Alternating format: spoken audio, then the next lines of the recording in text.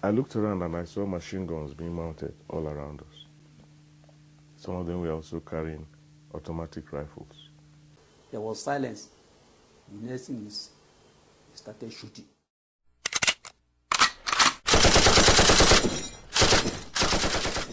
And my father was lying not too far from me. His eyes were open, but he was dead.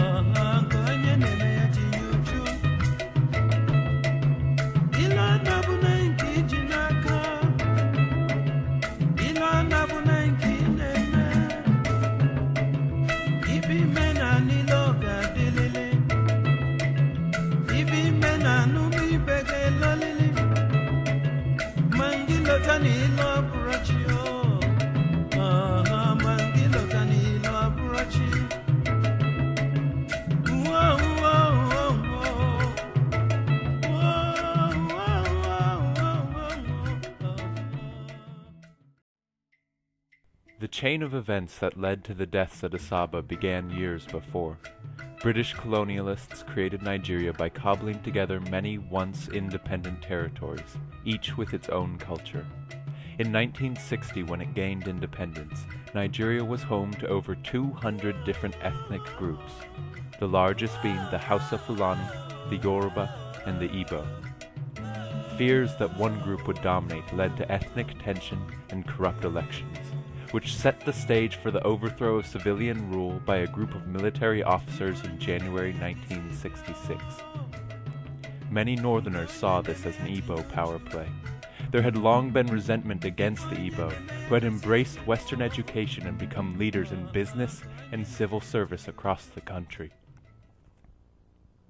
Attacks on Igbo people erupted across northern and western Nigeria that May. A counter-coup replaced the Igbo head of state with Colonel Yakubu Gowon in July, and the killings escalated into systematic massacres, which the Igbo called pogroms. Thousands of Igbo fled to their ancestral homes in the east and Midwest, including Asaba. By early 1967, the governor of the eastern region, Colonel Emeka Ojukwu, was arguing that Igbos were no longer safe in Nigeria. After political negotiations failed, he declared the sovereign state of Biafra on May 30th. Soon after, civil war broke out. Located on the west bank of the river Niger, Asaba was never part of Biafra, remaining part of the multi-ethnic Midwest region. It was a quiet town, its population now swollen by the arrival of refugees from the north and west. The war came to Asaba in August 1967, when Biafran troops crossed the Niger Bridge and invaded the Midwest. They quickly spread west, overrunning Benin City and coming within striking distance of Lagos. Federal forces quickly regained the initiative, retook Benin City in late September, and pushed the Biafrans back to Asaba. On October 5th, the retreating troops crossed back into Biafra, destroying the bridge as they left. Federal troops under Colonel Murtala Muhammad arrived late on October 5th, striking fear into the townspeople. Soldiers began going from house to house, rounding up men and boys suspected of Biafran sympathies. Somebody came looking for my brother-in-law and said that the federal troops had come into Asaba and they were burning houses. And you open the door and tell them that no Biafran troop was there, that the house will be burnt, everything will be burnt. Soldiers gathered people together, and executions began. A young man, maybe in his late 20s, early 30s, came with his wife. The wife just had a new baby. Then sitting where we were, the man with the baby, a soldier came to him and said, "What did they do here? What did they do here?" He didn't say anything. So he said, "Take that baby, give your wife, tell them bye-bye." I said, "Move." He got up and started moving. And as he was moving, he was starting to look at the soldier, telling him to move, like, "Where do you want me to go?" And the man pushed him at the back with the gun. Put him at the back with the gun. I said, "Move, Nyamari, move. Say one Nigeria." So the guy put up his hand and said, "One Nigeria." I would just heard a crack, bap, and right there, they shot him. The wife didn't say a word. And I said, everybody, police station, that everybody should go to police station, apart from the old people, like my grandmother. So myself, my dad, I was walking behind him all the way. But then, just about 2 kilometers down the road from my house, we saw 2 corpses with their heads blown off. People, these white garment church people, one of them with a bell, the other one with a lantern, still burning at that time. So that was the first sign we got that there was trouble. So that sent shivers, down our spines. And so we got to the police station, and there was a huge crowd. And then the police station, come around, Mr. X, Mr. B. If you take us to his house, you'll be free. They had names they wanted to kill. And once in a while, they pick somebody from the crowd, go to the back of the house, and they hear gunshots. My husband and the brother, and all those about 400 people who were following them, they were shot at in front of the police station at Asaba. I held on to the person I saw, the soldier. I said, "Why did you kill my husband?" I don't want to remember what happened. I said, "Why did..." The man with the butt of the gun hit me on the chest. If you, woman, if you are not careful, you get killed as well. From that point, I went home. I got home to tell them that they had been killed. Papa, that's my father-in-law. When he heard that his 2 sons were killed, he went out. And before you go out to say, "What happened?" they shot him. They killed him. On October 6th, in an attempt to end the violence, leaders summoned all the townspeople to a peaceful march, pledging loyalty to Nigeria. On the morning of October 7th, thousands of men, women, and children from every quarter of Asaba joined the parade, singing and dancing. They came with the normal Asaba way, with a gong, announcing that the soldiers are already in Asaba, killing people, that if we can come to welcome them and declare peace with them, that we're with them, they will be spared. Started hearing, dancing group. One Nigeria, one Nigeria, one Nigeria, one Nigeria. So along the line, I said, "Okay, let us go," myself and my cousin. So as we are coming out, towards the road, that time the dancing group, they were around. Then soldiers surrounded them. We are guiding them. That is Nigerian soldiers. We were carrying guns. But they lined up and said, "Women here, men here." And women who came with their sons were removing their skirts and blouse to disguise. So when I saw this scenario going on, and I felt something is wrong. If these women can disguise their children, and my mother is not here, what do I do? And I looked at the whole place. There is no avenue for escape. They took us to certain quarters, and eventually the man was a captain. He ordered them to start shooting us. Gunshots. People were falling. So when people fell, I fell with them. And they continued shooting and shooting and shooting. I lost count of time. I don't know how long. After some time, there was silence. And surprisingly, a lot of people stood up from all the bodies and fled into the bush. I stood up also, but I saw a cousin of mine who was lying not too far from me. He was shot on the head. My body was covered with blood, but I knew that I was safe. Nothing had happened. My cousin said we should wait till it was dark so that we could go together, and I agreed. You could hear the sound of the injured crying. That evening, some women were able to retrieve the bodies of family members. Joseph Nwaje lost 2 brothers, aged 17 and 12. Mom in the evening was able to identify their corpses, took them in a wheelbarrow, pushed them to the family house, where they were buried. I never saw their corpses, never saw their body. But most were buried in mass graves, with no opportunity for required ceremonies.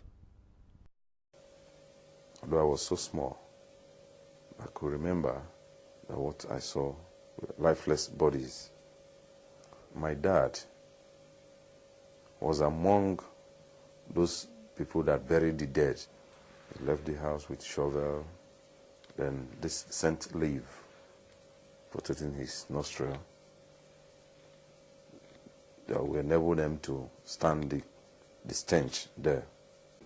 It was after when they have decayed, you know, smelling all over the place, that the people there gathered and then dug a common grave and then started putting them there. There are so many, I cannot remember, so many, so many.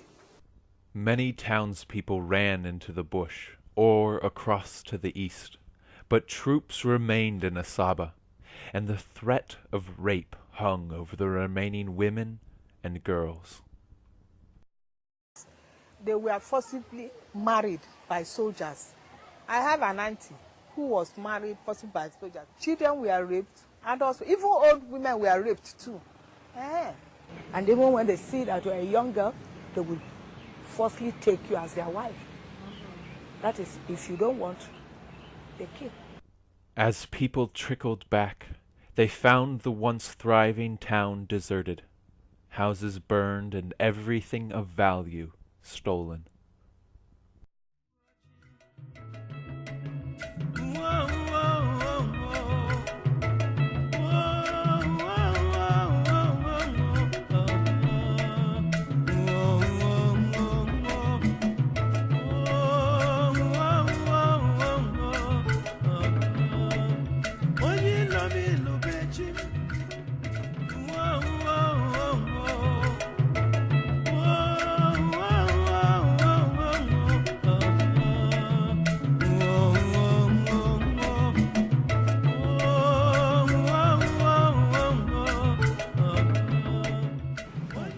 We have no home to enter, no house to enter.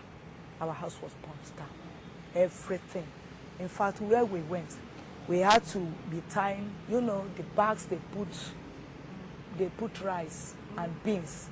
That's what we tied, because there was no clothes, there was nothing for us to hide our nakedness. A lot of children, kwashoko, you know, people were dying just like that.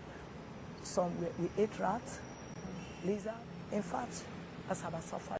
Exactly how many died on October 7th is not clear. Between 500 and 800 seems likely, in addition to hundreds killed in previous days. Many families were decimated. My immediate elder brother, the one following him, and one of my cousins, 3 of them were killed.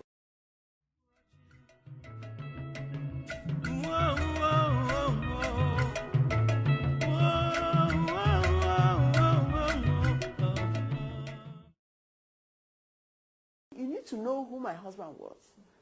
Harmless? No, couldn't harm anybody. He liked life, he liked himself, he was a lovely man. And they just snuffed him off life like that.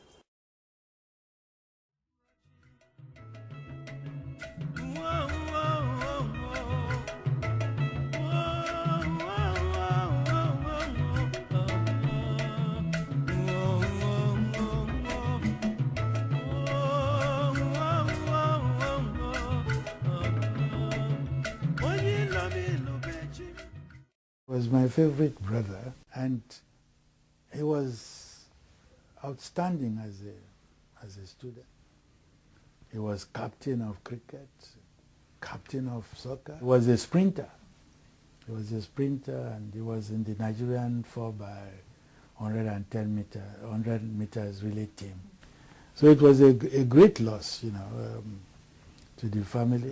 Of course, one tries to forgive.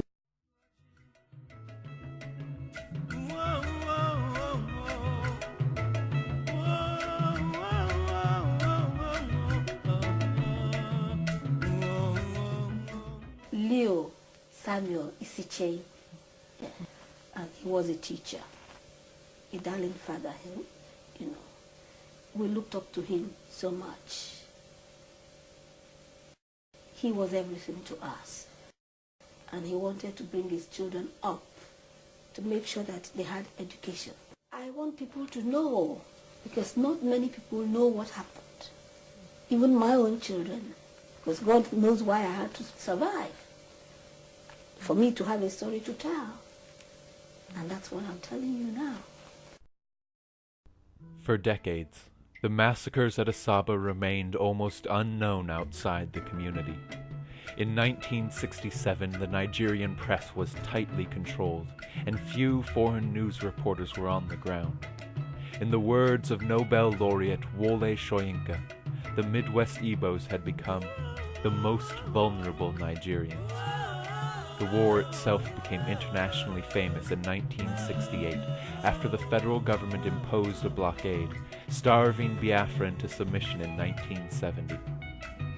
The silence began to lift in the mid-1990s, and some survivors testified to the 2001 Nigerian Human Rights Violations Investigation Commission, known as the Oputa Panel, which set the stage for more people to speak.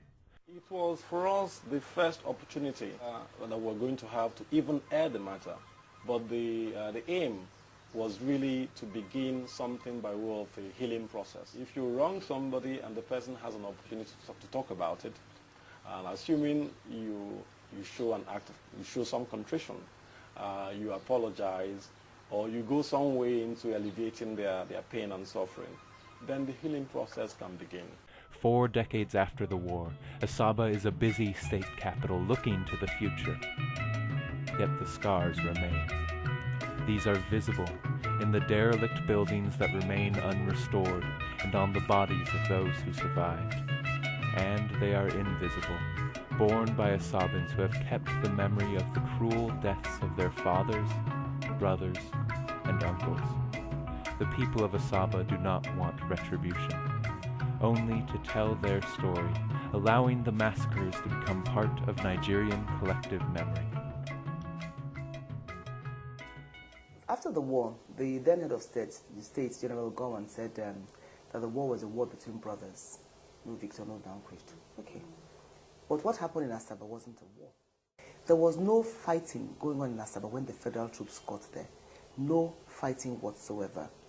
Those that they killed were not soldiers. They just took them and lined them up and killed them.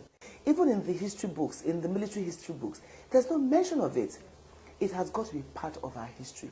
Because if you don't have a history, you really cannot go ahead in life and go ahead properly. It's got to be part of our history. Nigeria is a mix of so many different people, different tribes, languages, religions, everything. I was born into this entity called Nigeria. I am proud, very, very proud to be a Nigerian. But so also, I am very proud to be female. I am very proud to be an Igbo woman. I'm very, very proud to be an Asaba woman. This country belongs to all of us equally. Nobody should be made to pay any price that is way beyond that which is necessary to keep the country going. We paid more than a necessary price during the war.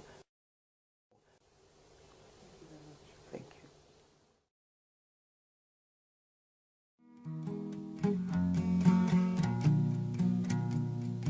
Ahaba makama Asaba asaba makama Ikoha asaba makama Ike yanye bunjo bioma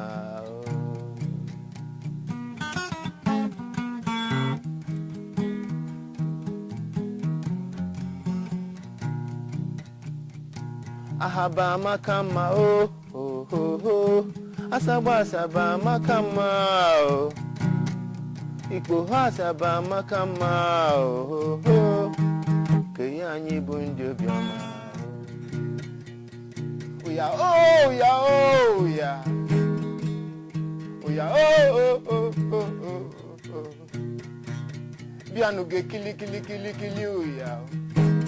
Mana Chukwu asiko gozi anyi oh. Oya oh ya oh ya. Oya oh oh oh oh oh oh oh. Kile kile kile kile kile oya no. Mana Chukwu asiko gozi anyi oh. Ahabagoli benu ndi obioma. No makaya liba ka Chukwu jiwe fu anyi n'anya. Ebe Chukwu si n'anya mafuzi oya no wanchi ozonu. Na songozi bifonye la ine n'ụwa. Ahaba makama o. Asaba asaba bonye ma o. Ikwe asaba makama o. Ikwe ani bundu bioma o. Asaba makama o. Asaba asaba makama o. Ikwe asaba makama